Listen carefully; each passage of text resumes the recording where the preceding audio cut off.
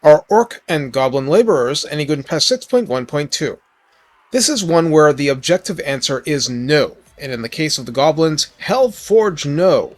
But that's not the end of the story. Bad units can be useful. The Orc Laborers definitely can be. Does that make them good? It does not.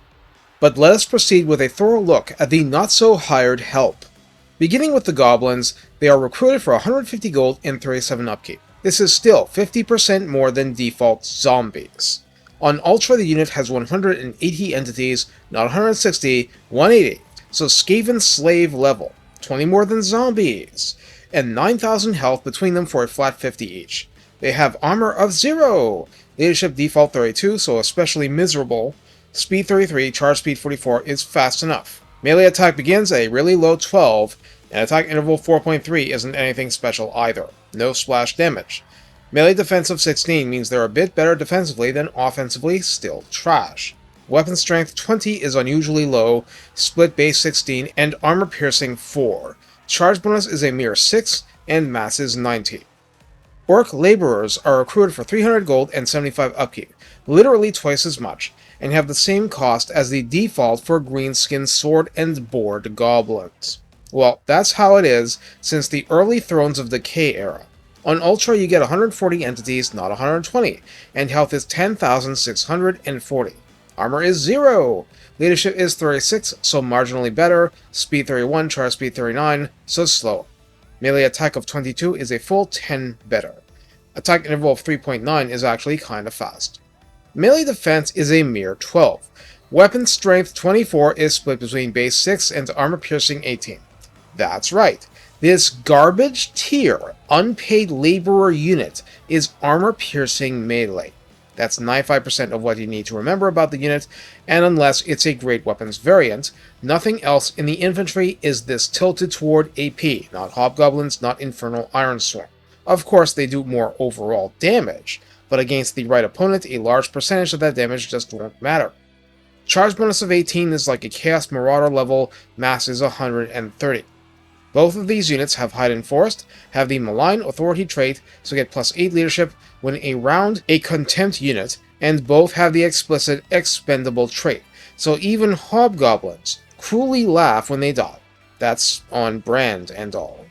In the Redline skills, Fervent Fodder at 3 pips adds plus 6 leadership and plus 6 melee defense. That means the goblins are up to MD24, an actual decent-ish figure. At rank 7, the extremely lucky lackeys gain speed plus 10%, melee attack plus 5, and ward save 10%, like they're lucky nobblers or something. In the tech tree, Stronghold Syndrome makes them associated with their cruel masters, bringing upkeep down 10% at this very early juncture, and plus 4 melee attack for both. That's MA 26 for the orcs at rank 0. Hobgoblin Quartermasters add 50% XP gain, plus 6 leadership and melee defense plus 4. And when leadership starts at this kind of garbage tier level, plus 10 from techs matter. Nothing else is laborer specific, but recruit rank is good for everybody, no complaints. So how do we use the goblin and orc laborers? So you have a clear use for both. Both can be used to fill armies very cheaply, but the goblins are the more extreme version in terms of cost and lack of capability. That tooltip, talking about goblins only being good for catching arrows, def their eds, wasn't completely true about regular gobos with armor 25 and bronze shields, but these laborers lack even that, so they really do have to catch arrows with their eds. And sometimes that's exactly what you want out of them. You have to lean into them being complete and utter trash. Some enemies are a lot worse at dealing with trash than others. They'll win, but they'll take an era. 180 entities are a lot to cut down. Absent the predictable morale collapse, it'll buy some time. Even with that collapse, it'll buy you at least a little time. If they're your last line of defense, that's pretty bad. If they're fodder before your blunderbusses open up and kill everything, not so much.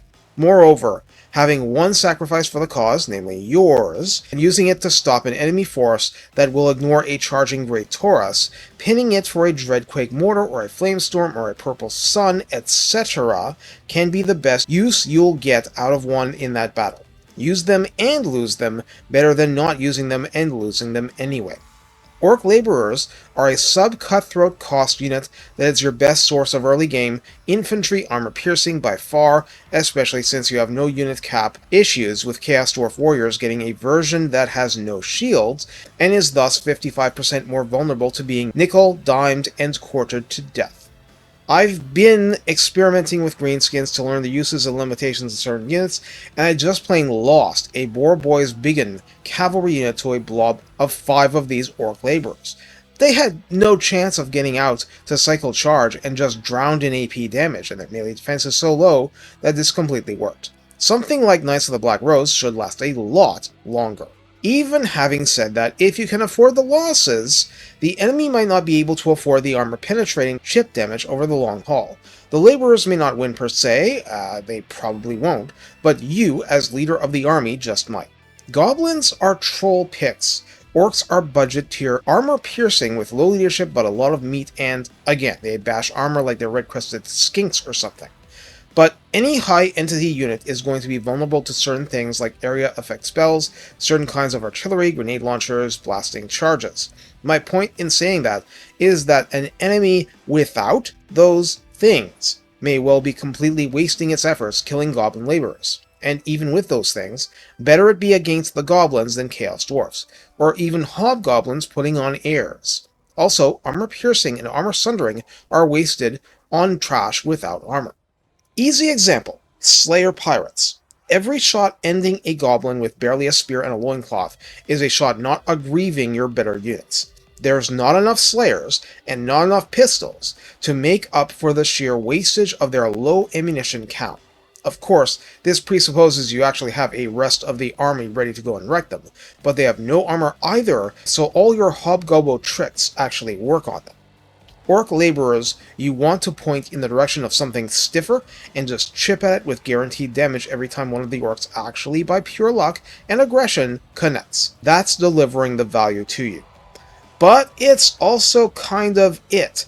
In the end, if you do need a burning head and might catch an Orc Laborer unit in the way, but can cripple 6 enemy infantry units, well, you can always get more Laborers. The same principle applies to flanking with Chaos Dwarf blunderbusses. All you need is to just pin that unit down for long enough, and then just mow everything down. If a few orcs go down, who cares?